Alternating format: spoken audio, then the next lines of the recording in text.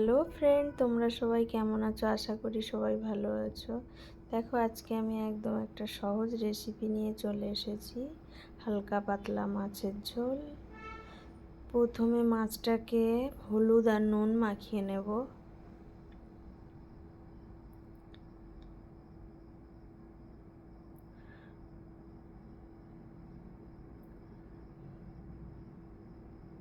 মাখানো হয়ে গেলে ওভেনে একটা কড়াই বসিয়ে কড়াইটা গরম হয়ে গেলে কড়াইতে তেল দেব। তেলটা গরম হয়ে গেলে ওই তেল হলুদ মাখানো মাছটাকে তুলে দেব।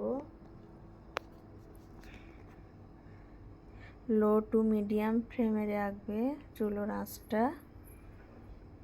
রেখে মাছটাকে লাল লাল করে ভেজে নেবে।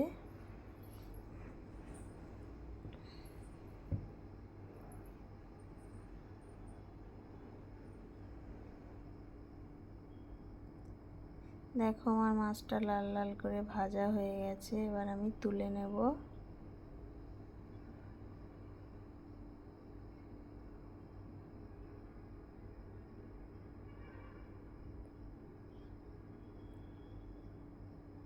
তুলে নিয়ে ওই গরম তেলে আলু ভেজে নেব।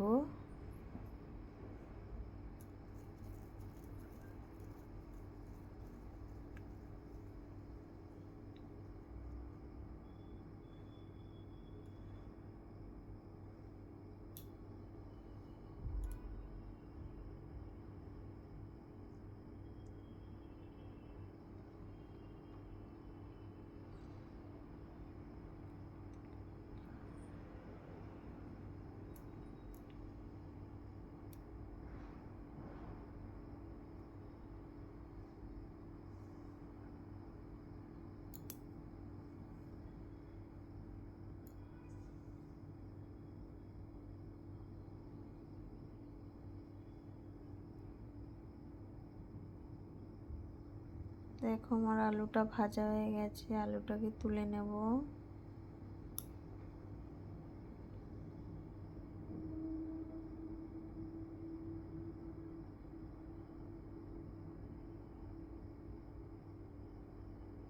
তুলে নিয়ে কড়াইতে একটু তেল দেব।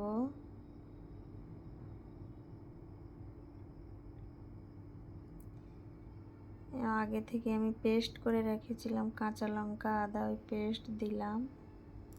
দিয়ে মশলাটাকে একটু ভেজে নেব। মশলাটা ভাজা হয়ে গেলে টমেটো কুচি দেব।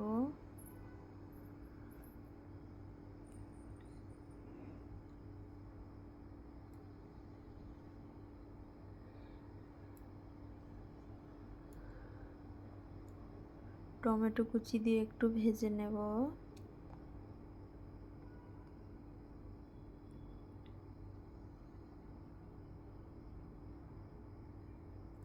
পরে একে একে মশলা দেব। নুন দেব, হলুদ,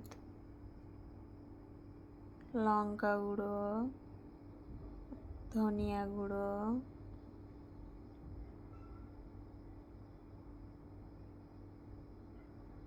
জিরে গুঁড়ো, একটু জল দিয়ে দেব। দিয়ে ভালো করে মশলাটাকে কষিয়ে নেব। চুলার ফ্লেমটা মিডিয়াম রেখে দেবে তোমরা। দিয়ে ভালো করে মশলাটাকে কষিয়ে নেবে। যতক্ষণ দেখবে মশলা থেকে তেল ছেড়ে দিয়েছে ততক্ষণ একটু লো ফ্লেমে রেখে দেবে। দেখো, আমার মশলাটা কষানো হয়ে গেছে। এবার ওই ভেজে রাখা আলু দিয়ে দেব।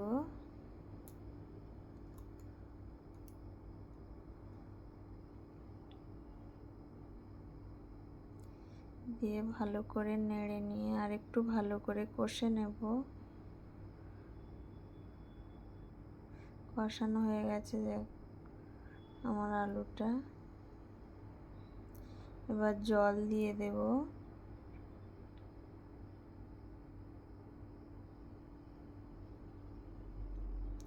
জল দিয়ে হাই ফ্লেমে চুলার ওভেনের হাই ফ্লেমে 5 মিনিট ফুটিয়ে নেব।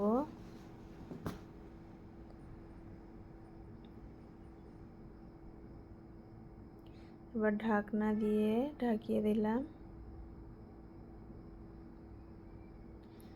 দেখো আমার ঝোলটা ফুটে গেছে। এবার ওই ভেজে রাখা মাছটা দিয়ে দেব।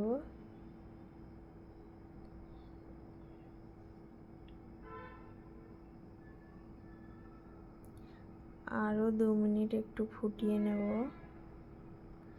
যতক্ষণ না আমার আলুটা সেদ্ধ হয়। তোমরা তোমাদের স্বাদ মতো লবণ লঙ্কা ইউজ করবে, তোমরা যে যেমন পছন্দ করো। তারপর একটু ভাজা মশলা ছড়িয়ে দিলাম। দেখো আমার ঝোলটা মরে গেছে। এবার ধনেপাতা ছড়িয়ে দিচ্ছি, দিয়ে একটু নেড়ে দিয়ে আমি নামিয়ে নেব। আজকের আমার রেসিপিটা কেমন লাগলো তোমরা সবাই লাইক কমেন্ট শেয়ার করবে যদি ভালো লেগে থাকে।